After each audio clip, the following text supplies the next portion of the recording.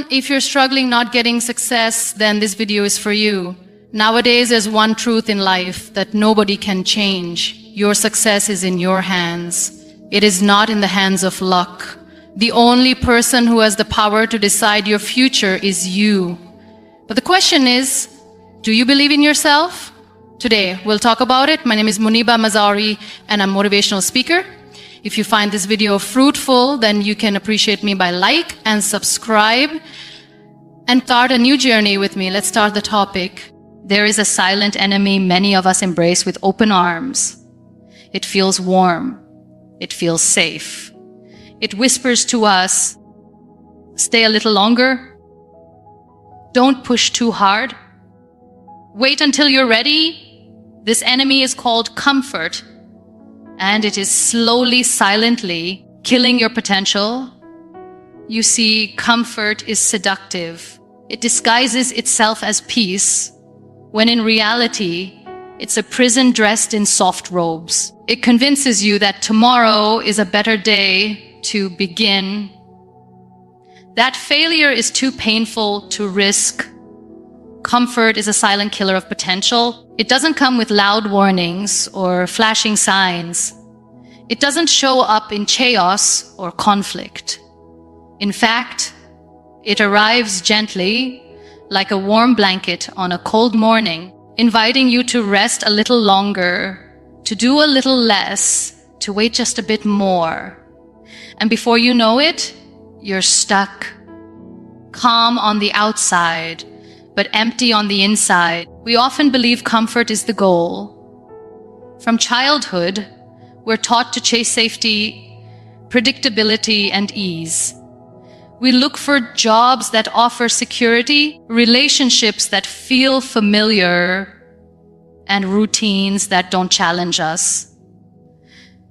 We're taught that the absence of pain equals happiness, that the absence of challenge equals success. But what no one tells us is that comfort, while pleasant in the short term, becomes poison in the long term. It dulls our senses. It numbs our ambition.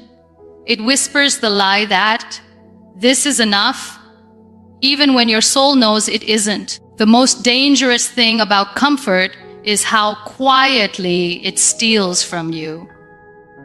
It doesn't demand anything from you. It doesn't force you to grow. It lets you stay exactly where you are. And in doing so, it keeps you from discovering who you could become. Comfort is not neutral. It is deceptive. It offers rest but hides regret. It offers stability but hides stagnation. And most of all, it offers the illusion of control while quietly stealing your power to change. Think of all the things you've ever wanted to do, the dreams, the passions, the risks you were once excited about. How many of them have you postponed because it didn't feel like the right time? How many of them did you avoid because the unknown felt too uncomfortable? We don't lose our dreams because we fail. We lose them because we get comfortable. We stop reaching. We stop trying. We tell ourselves that later will be better, when really it's just fear wearing the mask of comfort. When you live in comfort too long, you begin to fear anything unfamiliar. You start shrinking your world to fit your habits instead of expanding your habits to fit your world. You stay in the same job not because you love it, but because it's predictable. You stay in the same circle, not because you feel connected, but because you don't want to risk rejection. You stop learning, not because you know everything, but because learning something new means feeling awkward, uncertain, and vulnerable again. Comfort convinces you that you're okay, even when deep down you know you're unfulfilled. It's easy to confuse comfort with peace. But peace is the result of alignment, growth, and truth. Comfort, on the other hand, is often the result of avoidance.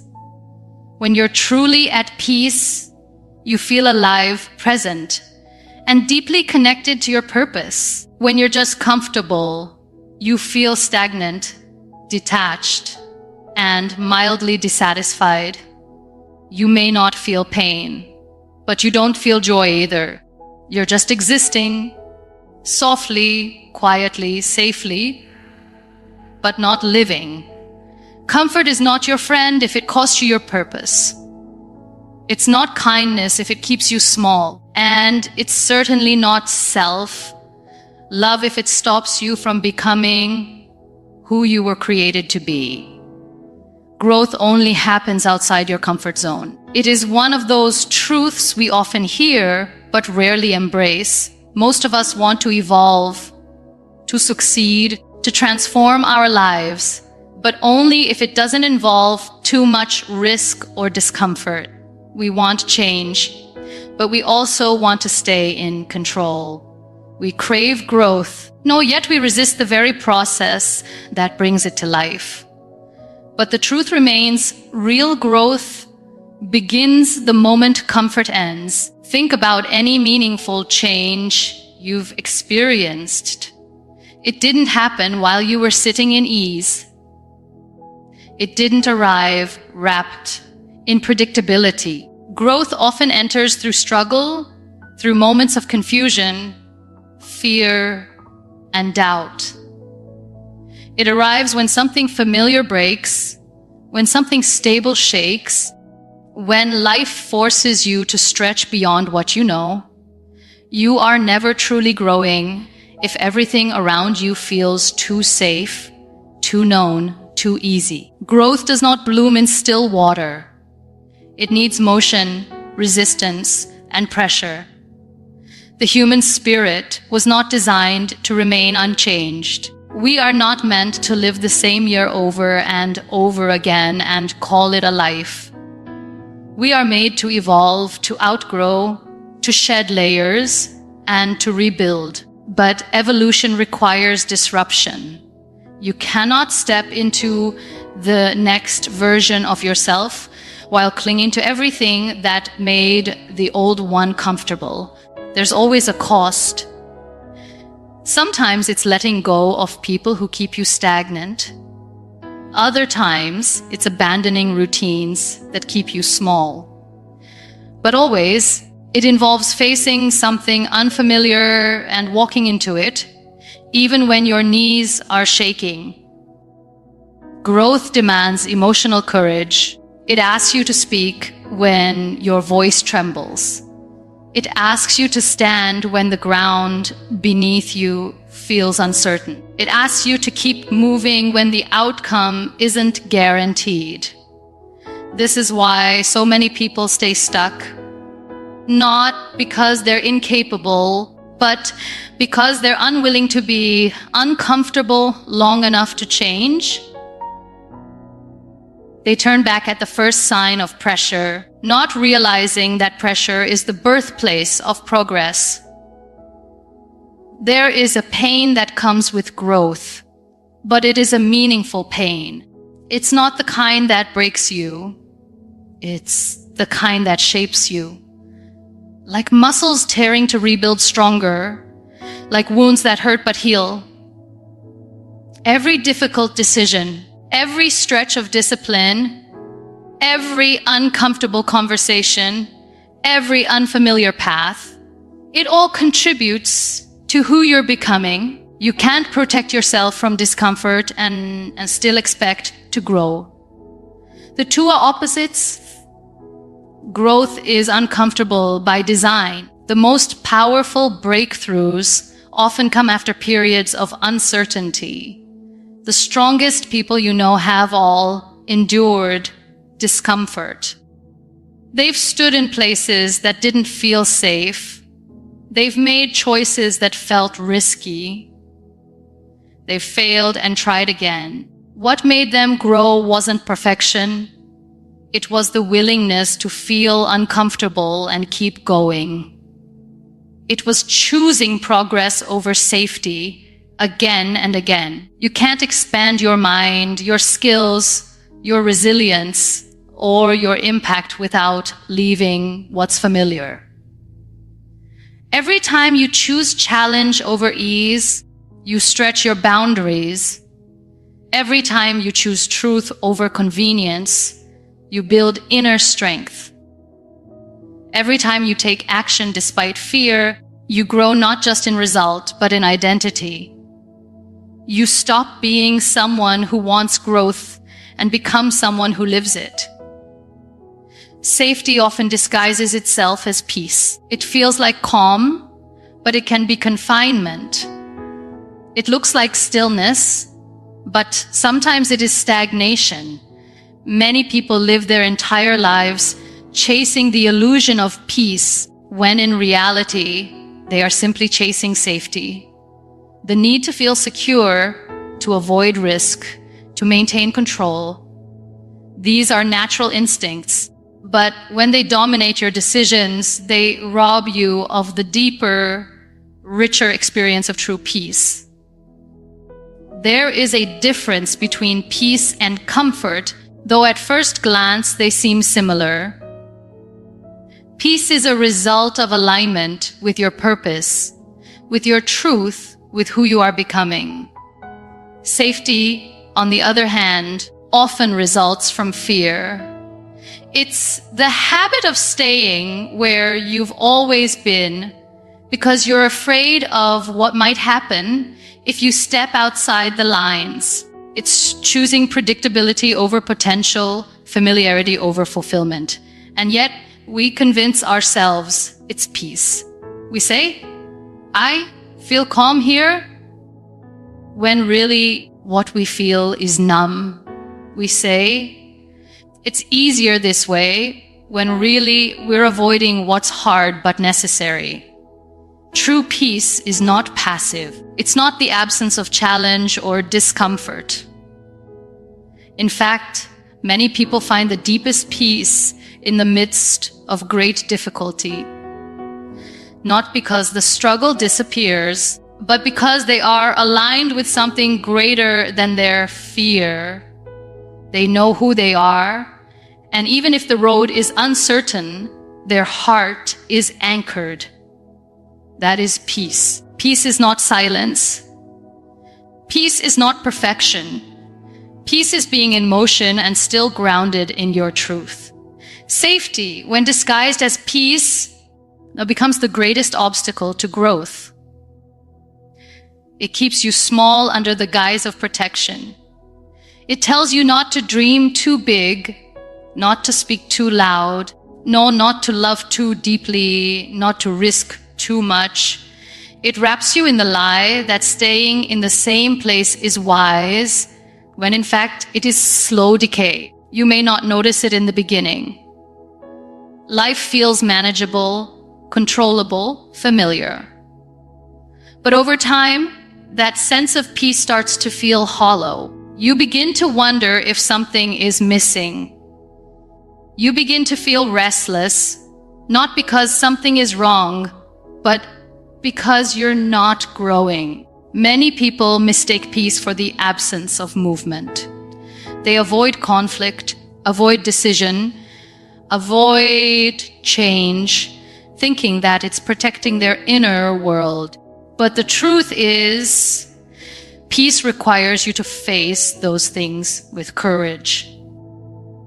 Peace is what you feel after the storm has passed, when you know you stood for what mattered. It's what you feel when you walk away from what doesn't serve you, even if it's hard. It's what comes after you tell the truth, even if it shakes your voice. That's not safety. That's power. When you live only for safety, you become addicted to control.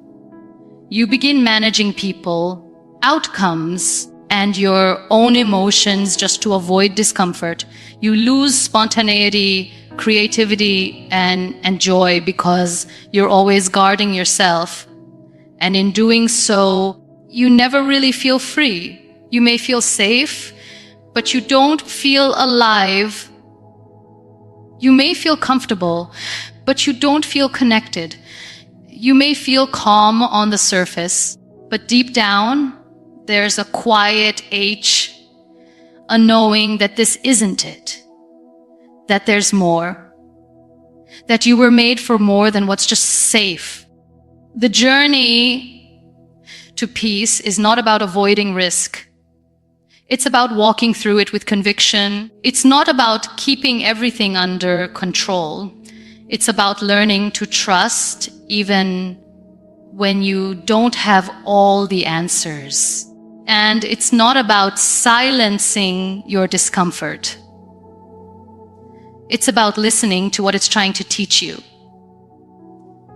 Discomfort is an invitation to transformation. It is life's way of signaling that something within you is ready to shift, to evolve, to awaken. Most people run from discomfort, treating it like an enemy. They seek relief, not reflection. They push it away instead of leaning into it. But discomfort is not here to harm you. It arrives to move you. It arrives to stir the parts of you that have been quiet for too long. When you feel discomfort, it's because your current situation no longer matches your potential. It's a sign that your spirit is growing faster than your surroundings. That something inside you is stretching, questioning, rising. Discomfort doesn't come to punish. It comes to provoke. It comes to expose the gap between where you are and where you could be. And that exposure, though uncomfortable, is a gift. It's a moment of clarity if you're willing to see it. Too often, we associate discomfort with failure. We think that if something feels hard, uncertain, or painful, it must mean we're doing something wrong. But transformation is never clean. It is rarely gentle. It's the process of breaking old patterns, of shedding limiting beliefs, of facing truths we've avoided.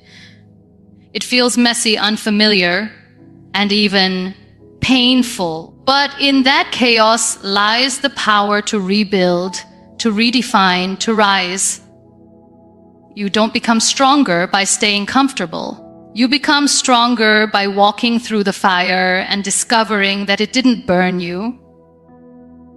It refined you. Discomfort is not a wall. It is a doorway, but it will never look like one at first. It may look like failure, like rejection, like fear.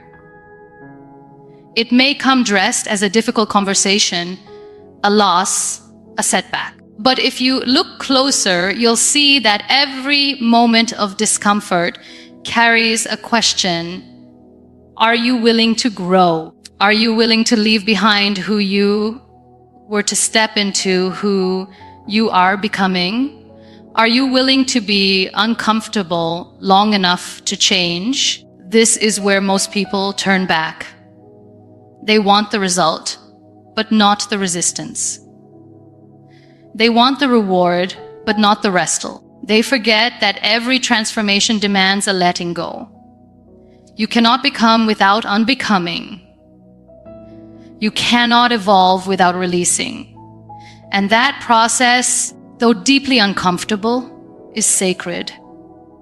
It's where the real work happens, not the surface level change, but the soul level shift. The moment you stop running from discomfort and start listening to it, everything changes. You begin to see it as a guide, not a threat. Discomfort is honest. It doesn't sugarcoat. It doesn't pretend. It brings to light what no longer fits. It shows you the truth about your choices, your boundaries, your relationships, your patterns.